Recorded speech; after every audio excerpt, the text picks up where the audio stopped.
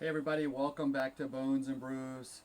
Please subscribe to the channel if you haven't done so already because you're going to love today's recipe as well as the over 130 episodes we already got on the channel. Today we're going to make some beer cheese, use it as a dip, maybe a topping. I've got some pretzels homemade from a local place here in town. We're going to try that in when we finish this off as well. So we're going to start today. I've always made a lot of beer cheese soups, but not really beer cheese as a dip or like there's chips and pretzels and so forth. So we're going to give it a shot here today. So we're going to start with, I took my cast iron skillet. I actually warmed it up inside my Weber Smoky Mountain here for about 5 minutes, just so the bottom was nice and warm as well. I prefer not to cook on a cold cast iron if I don't have to. I'm going to take that cream cheese. I'm really just going to place it right in the center because we're going to come back and stir it up about halfway through the process anyway. And so next, two cheeses I love when I make beer cheese soup. We're going to try it in this as well today as this dip. I grabbed some local cheddar that I shredded myself. Some recipes that's not beer cheese, sometimes I'll buy that bag of shredded cheese.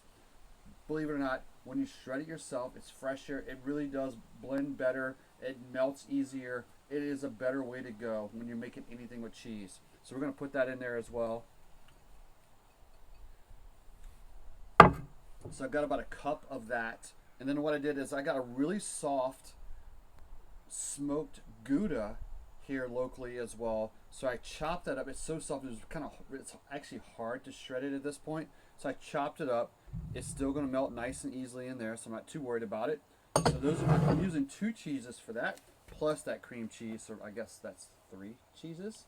Should learn how to count. All right. So next we're going to do is we're going to take a little bit of beer. Now, for beer cheese, this is a topic that I've posed to people many, many times, and I don't really know if there's a right or wrong answer. Some people like a Pilsner in there, some people like a pale ale, some people will put an IPA in their beer cheese. I've discovered that I really like brown ale in my beer cheese. So, and my favorite one locally that I love to use is from Heavy Riff. This is a Velvet Underground.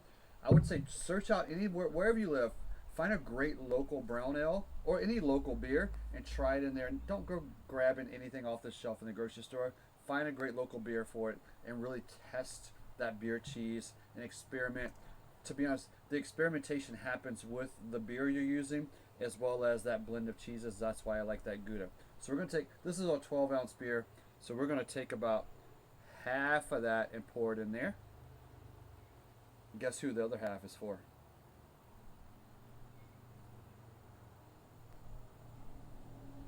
There we go. So pour it in nice and slow. And then I'm going to also add in just a little bit of onion powder. And I'm going to top it off with a little bit of all-purpose rub. I'm going to use the Gospel from Meat Church. Really, any all-purpose barbecue rub that you have will work for this. What I'm aiming to do is put about a tablespoon's worth in there, maybe a little less. Just get it across the top there. And to be honest, folks, that's all we're going to add in there. Got to remember to put my glove on because that cast iron is still hot. We're going to throw it in the Weber Smoky Mountain. It shouldn't take about 20 to 30 minutes. I've got the Weber Smoky Mountain at 300 degrees right now. And then we'll pull it right back off. We'll get some of these pretzels going. Give it a taste test.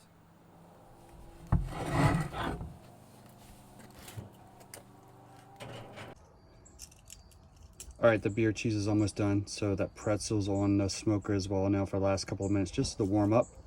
And we'll start enjoying it soon. All right, so our beer cheese is done.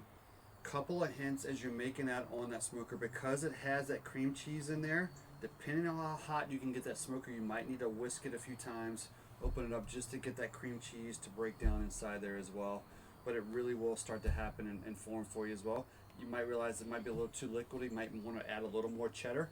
That will work for you as well. This has been off the smoker for about 5 minutes now. It's too hot for me to touch. I would lift it up and show it to you. We're not going to do that right now. So I warmed up my pretzels here. So we're going to grab, these are from a local pretzel place, and these are actually jalapeno pretzels. So a little bit of spice behind them as well.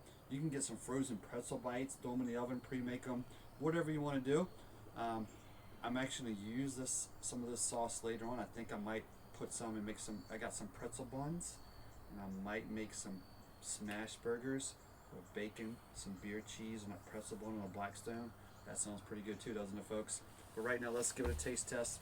So we're gonna break ourselves off a little piece of that pretzel. We'll go ahead and dip it in there. Oh yeah, perfect consistency too. Oh yeah.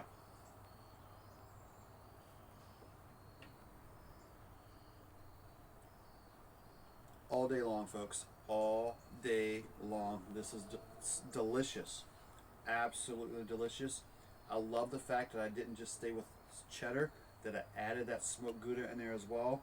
It just adds a different consistency to it.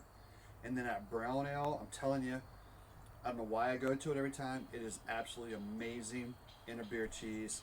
And these pretzels are pretty damn good too. So please subscribe to the channel if you haven't already. Check out the recipe. We'll have everything about it in the description below. We'll see you guys again on Bones and Brews.